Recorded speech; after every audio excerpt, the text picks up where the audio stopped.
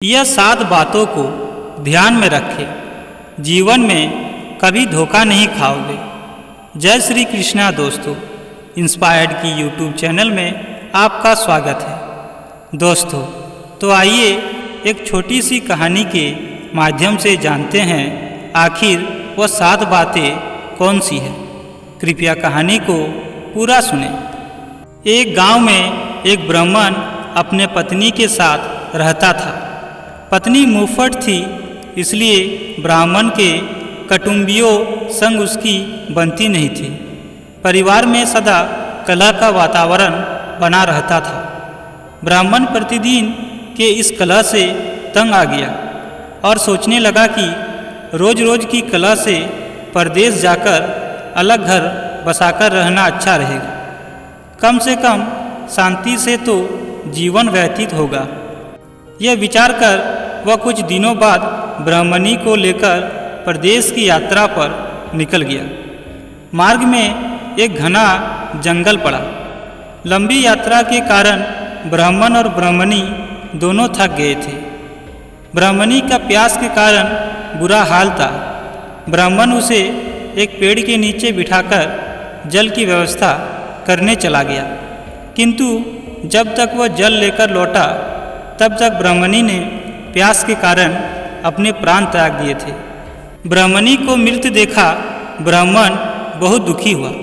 वह ईश्वर से प्रार्थना करने लगा, हे ईश्वर, मैं अपनी पत्नी के साथ नया जीवन आरंभ करने परदेश जा रहा था। तूने उसकी ही प्राण हरण कर ली। कृपा कर भगवान, मेरी पत्नी में पुनः प्राण फूंक दे। ब्राह्मण की प्रार्थना सुनकर ईश्वर की आकाशवाणी हुई, ब्राह्मण, यदि तू अपने आधा प्राण ब्राह्मणी को दे देगा तो वह जी उठेगी। ब्राह्मण ने अपना आधा प्राण ब्राह्मणी को दे दिया। ब्राह्मणी पुनः जीवित हो गई। दोनों ने पुनः अपनी यात्रा प्रारंभ कर दी।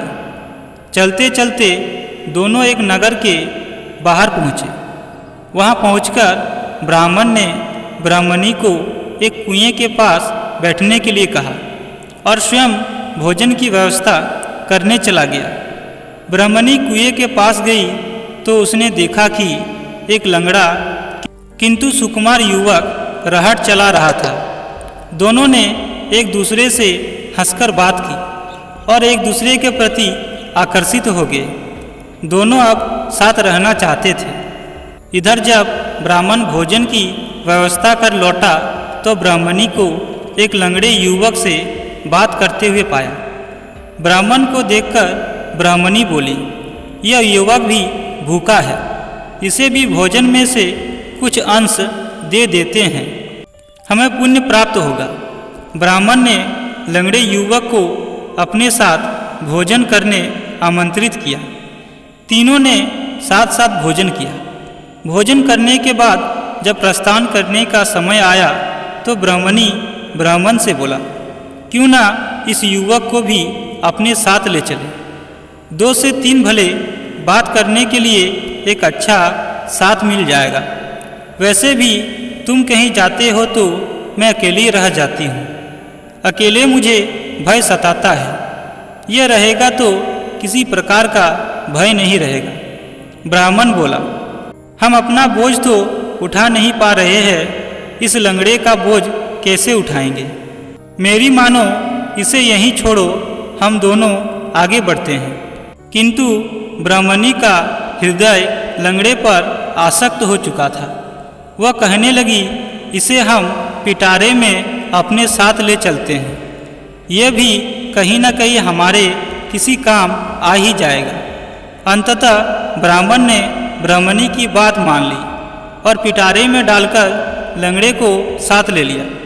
कुछ दूर जाने के बाद वे पानी पीने के लिए एक कुएं के पास रुके।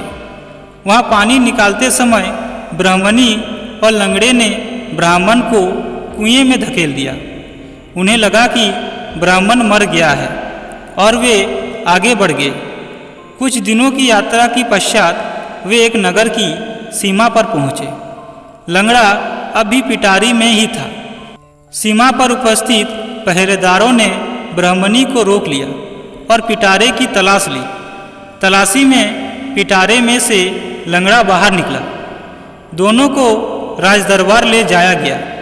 राजदरबार में राजा ने ब्राह्मणी से पूछा, ये लंगड़ा कौन है? इसे तुम पिटारे में छुपाकर क्यों ले जा रही थी? ब्राह्मणी बोले, ये मेरा पति है। कुटुंबियों से तंग आकर हम अपना देश छोड़कर परदेश आए हैं। कई लोग मेरे पति के बेरी हो चुके हैं, इसलिए अपने पति को मैं पिटारे में छुपाकर लाया हूँ। कृपया कर आप इस नगर में हमें निवास करने की अनुमति प्रदान कर उपकार करें। राजा ने उन्हें नगर में बसने की अनुमति दे दी और दोनों नगर में पति पत्नी की तरह रहने लगे। उधर कुएं में गिरे ब्राह्मण को कुछ साधुओं ने कुएं से बाहर निकाला था। कुछ दिन साधुओं के साथ रहकर ब्राह्मण उसी नगर में आ गया जहाँ ब्राह्मणी लंगड़े के साथ रह रही थी। एक दिन ब्राह्मण की ब्राह्मणी से भेंट हो गई, जिसके बाद दोनों में कहा सुनी होने लगी। बात बढ़कर राजा के समक्ष पहुंची। राजा ने ब्राह्मणी से पूछा, ये कौन है? ब्राह्मणी बोली, ये मेरे पति का बैरी है, उसे मारने आया है, इसे मृत्युदंड दीजिए। राजा ने ब्राह्मण को मृत्युदंड की आज्ञा दी, जिसे सुनकर ब्राह्मण बोला, महाराज, आपका दिया हर दंड मुझे स्वीकार है, किंतु मेरी एक विनती सुन लीजिए। इस स्त्री के पास मेरा कुछ है, उसे दिलवा दीजिए। राजा ने ब्राह्मणी से पूछा, इस व्यक्ति का कुछ तुम्हारे पास है क्या? ब्राह्मणी बोली, नहीं महाराज, मेरे पास इसका कुछ भी नहीं, ये झूठ बोल रहा है। तब ब्राह्मण बोला, तूने मेरे प्राणों का आधा भाग लिया है, ईश्वर इसका साक्षी है।